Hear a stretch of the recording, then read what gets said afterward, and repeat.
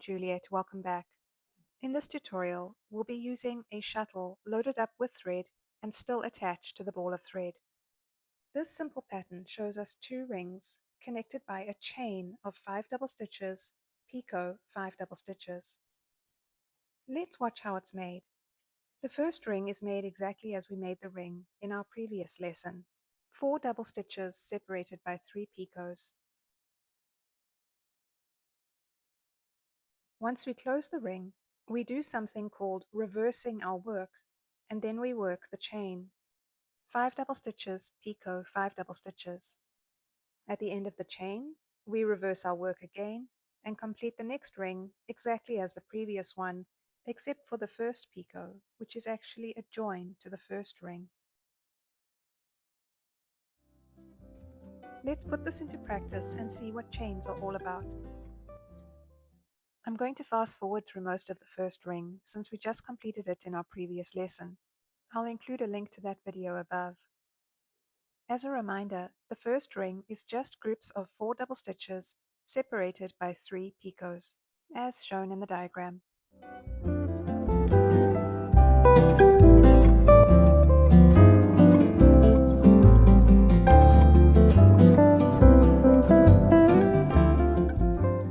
We finish our ring in this position, with the shuttle thread coming out to the right. To reverse our work, we simply flip the ring over, placing both the threads coming out the top of the ring.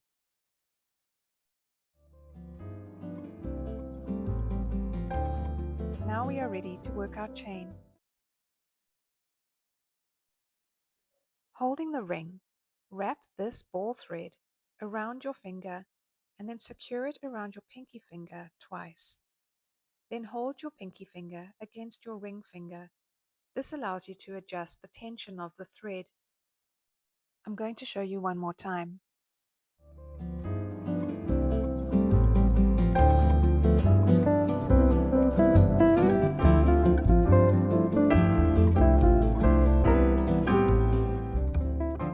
When making chains, the stitches we work are exactly the same as the stitches we used in the ring.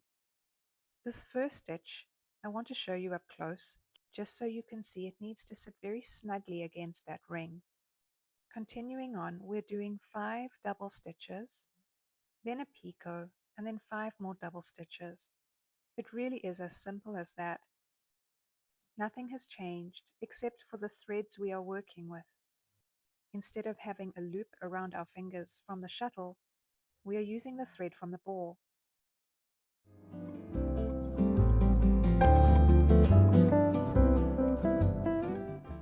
Now we have completed the first 5 double stitches of the chain. Next up is the picot. The method is exactly the same as it was when we did the ring. Just leave a small space before the next stitch. Again, that closing stitch of the picot counts as the first double stitch of the next 5. So we just need to do 4 more double stitches to complete the chain. In a more advanced class, we'll learn about front side, back side tatting. There are small tweaks you can make to make your tatting look more professional, but for now we'll keep it simple. Notice that a chain does not make a straight line, it makes an arc. This helps us when reading patterns to know when to reverse our work. Don't worry about it for now. Speaking of reversing our work, we need to reverse our work again to do the second ring. We start the ring the same way we always do, wrapping the shuttle thread around our hand.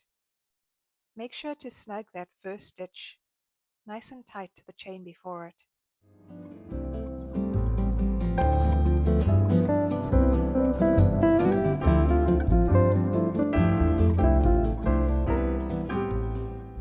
I won't spend too much time on this ring, but I do want to take this opportunity to talk about joining rings. After we've completed 4 double stitches, we get to join this ring to the third picot of the first ring.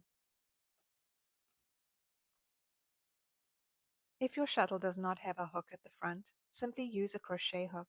This is called an up join because you pull the thread up through the picot. Reach through the picot, grab the thread and pull it through. We will cover down joins When we do front-backside tatting, it's more for aesthetics. Feed your shuttle completely through the loop and then tighten up the threads, being careful not to pull too tight. You want the stitch to sit snugly with the other stitches.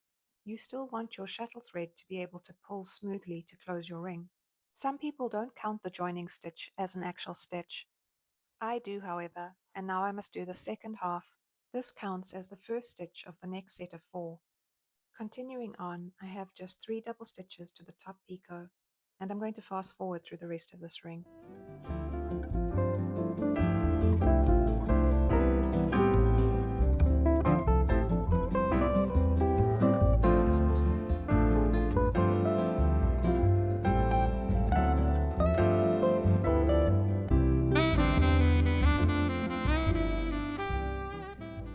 Before you close your ring, you may find this common problem where your shuttle thread twists. A simple solution is just to let the shuttle dangle and all the twists remove themselves.